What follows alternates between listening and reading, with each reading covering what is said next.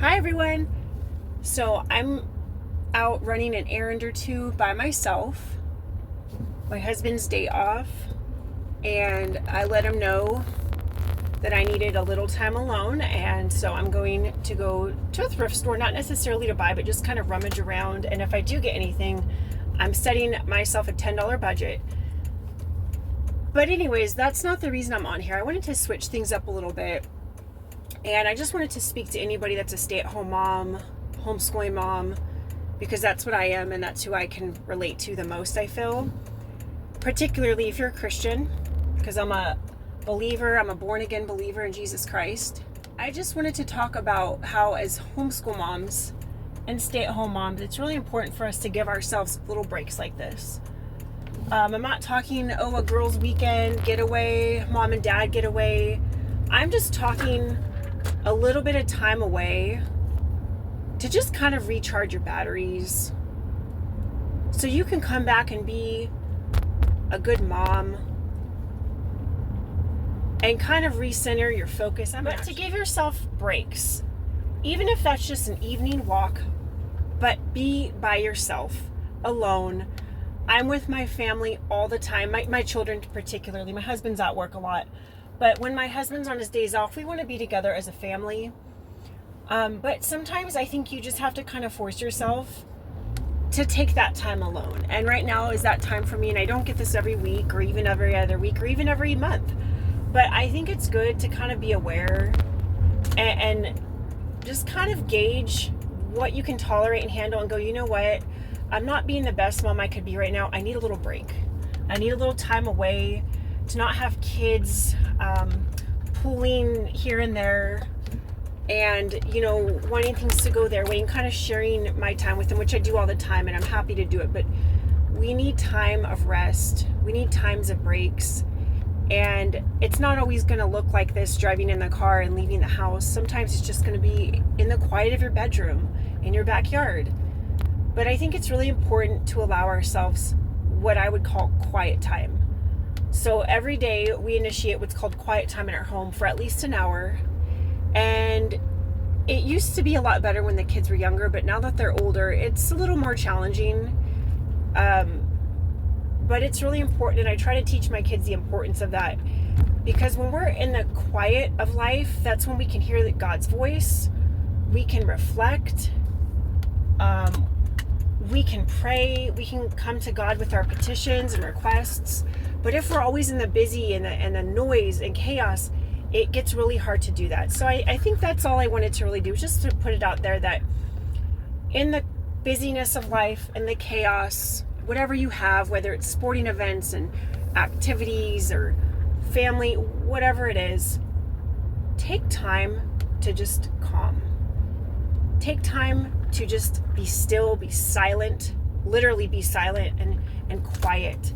And even sometimes the kids want to replace quiet time with a movie, and I tell them, no, everyone needs to be alone. We all need to have our solitude. We all need to have our private alone time.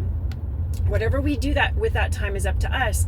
But there's no better way to engage with the Lord, to kind of connect to Him, than when we have that quiet solitude.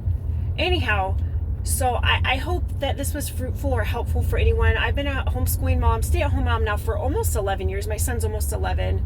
Homeschooling, since he was in preschool. And this is something I've learned over the years. And my husband recognizes that. And I think it's very important, too, that you come together as a team, husband and wife, joint and knit together. And you both agree, yeah, he's encouraged me. Yes, go, babe. Go have your time. Because he knows. He knows what I deal with. And he has a very stressful, high-stress job himself, but even he's encouraging, and he's not comparing himself to me saying, well, no, I want that time. He's encouraging for me to come take this time because he knows how important it is for me. So I hope that gives you some type of encouragement as a stay-at-home mother, homeschooling mom, even if you're a caretaker and you're not even a mom, you're a caretaker to an elderly parent or anybody, a sibling. Take some time. Like I said, even if it's an evening walk alone, time in your room alone, be still. And the Bible says, be still and know that I am God. And just let God take you through that time. Be quiet. listen, and then you can come back to life, back to the chaos with a little more direction, with a little more clarity, a little more focus. And that's the goal, right? We want to be the best parent we can be, the best mom we can be. Anyhow, I hope that's encouraging in some way. So all that being said, I'm going to bring you in with me to the thrift store just for fun. I've never recorded myself shopping in a thrift store before. I think because I'm alone, I kind of have that opportunity to do so today. And I don't know, you could just see what it's like at my local thrift stores. I have two really close to my home. They're actually side by side, which is really cool. So it's like killing two birds with one stone. And we'll see if we can make a little fun thrifting video out of it. Anyways, I'll see you in a little bit. So I actually only really prefer shopping when I actually need something. But when it comes to thrifting, I feel like it's so easy to go and rummage, and I always find something that just kind of appeals to me. I noticed they color coordinated everything, and I really appreciate that this week. When I go thrifting, I often see a lot of things I like, but if there's no place for it in my home, I just pass it by. I've never been one to buy things just to buy things. Everything needs a purpose in my home.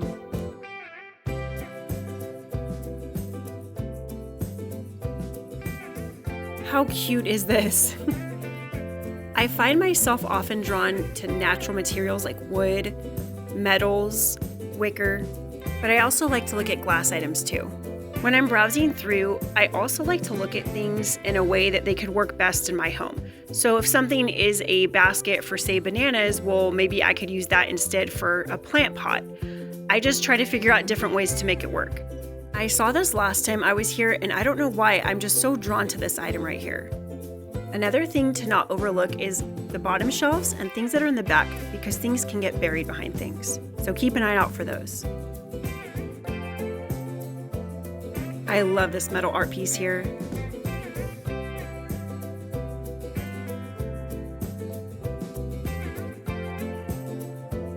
I was eyeing this mirror, but then I put it back because those little pokey things just were kind of random. Yep, true right there. I really love copper things. I just think this is so cute and dainty, and I would have gotten this, I just didn't have any place to put it. I really prefer art that's more naturistic, more outdoorsy. Greenery, scenery, foliage, I just love all of that. I find myself often drawn to wrought iron items, such as this really cool mirror.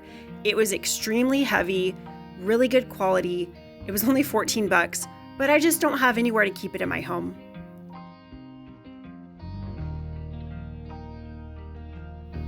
Ooh, now we're talking. This little horse fountain was really cool. I love bird things. I have so many bird things, but not today. And I remember this cooler from my childhood. I love floral print. Look how pretty that is. I find it so interesting that all of this stuff once belonged to somebody, and it's just so fun sometimes to think, how long ago did they have this? How much was it? What did they do with it? And where's that person now? How did their items come to be at a thrift store? I don't know, it's just something I think about. I think that's why it's very important to hold on to material items very loosely. They don't last forever.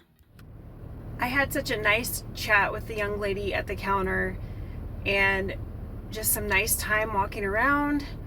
I got to browse and look with no interruptions. It was really nice. And I got a couple items from my home. I'll show them to you when I get home. And I'm already feeling better. It's only been about 40 minutes since I left home, and I just feel so much, you know, you just need that little breath of fresh air. And it's funny, I found myself while I was walking through the store praying just in my head, just, you know, speaking to God, and just the quiet.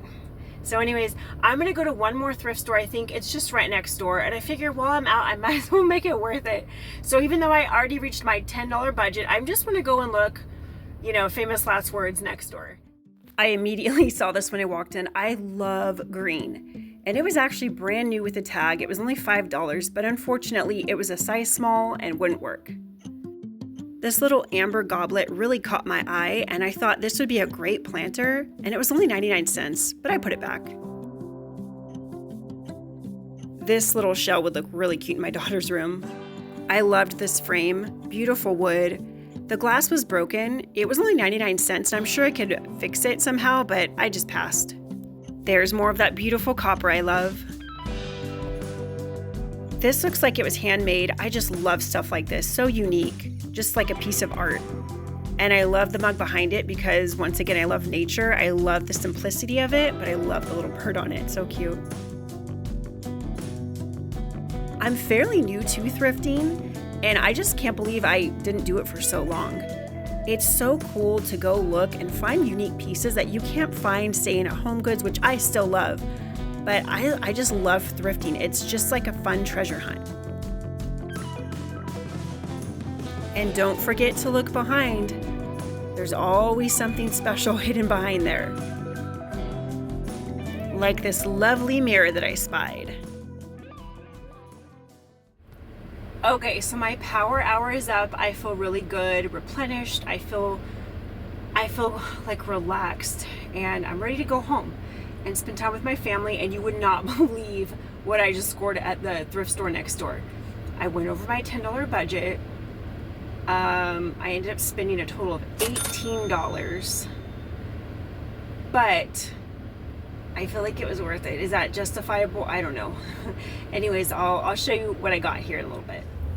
So as I'm stuck here in traffic, I don't know why, I just feel like talking, and I do a much better job, I think, talking to people like eye to eye than I do eye to camera. It's really weird for me talking to a camera. I feel so awkward. I don't even know where to look half the time. Do I look at me? Do I look up there? I don't know. But I just wanted to have a little chat. And how's everyone doing? I mean, this economy, right? This is crazy. The fact that I'm able to stay home and we're able to live off of one income, such a gift, you guys. I am told all the time, constantly, by other people, I don't know how you do it, and honestly, sometimes I think I don't know how we do it either, but then I also say, no, of course I know how we do it. I feel like this is God's calling on my life. He's put it on me, He's put it on my husband, and even in the times that we've doubted and thought, is this really what we want to do? Should we do this? Should I go back to work and put the kids in public school? We pray about it, and I'm not kidding, within like less than 24 hours, God always confirms and answers, and it's always a no. Just keep doing what we're doing. So even though it may not make sense to the world or even to us, it makes sense to God. And I can tell you that I already see the fruit of our labor. I already see it, you guys, and my children, and it just confirms to us that what we're doing is what I'm supposed to do. It's how we're supposed to be doing it in our household. And if you're ever in that situation, just seek the Lord and ask Him in prayer. Lord, show me your will. Is this your will? Is this what you want for us? Do you want me to work? Do you want me to stay home? Do you want me to homeschool? Whatever it is, just ask for God's perfect will and ask Him to show it to you. Don't do what you think is best. Do what you want the Lord's best. And you can't do that unless you pray about it, fast about it if you need to, and seek His answers and seek His blessing. And it will confound you and others around you, like, how is this working? I think people are always confounded that we're able to make it work on one income. And time after time, the Lord shows up, and He is so faithful at providing for us. So grateful. I feel like I could cry right now, just how good He is. Anyways, I'm going to leave you there. I hope this was uplifting and encouraging. And I don't know why I'm crying, because God is so good. That's why. Anyway, I'm just trying to do something new. I'm trying to step out, and I'm trying to do what I feel like sometimes what the Lord is calling me to do. Sometimes I don't want to touch on topics that I feel might step on people's toes, but sometimes I feel like I'm being nudged and I feel like that urge, I feel like, okay, Lord, prayerfully, if this is what you want, make it happen. So I hope this is met with grace and humility and with love and encouragement. And I thank you so much for watching. And I'm going to pray for everybody who views this video and watches, that we all do the will of God, that we all seek his perfect will, not ours, but his will, and just watch the blessings pour in where it doesn't make sense.